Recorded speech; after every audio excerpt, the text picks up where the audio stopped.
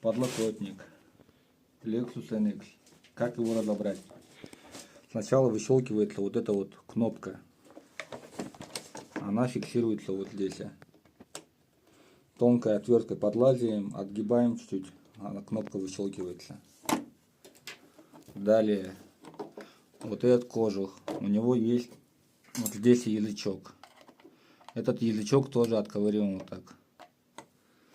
Также здесь фиксаторы по бокам. Отщелкиваем фиксаторы. Далее вот эти вот стопоры, они вот здесь.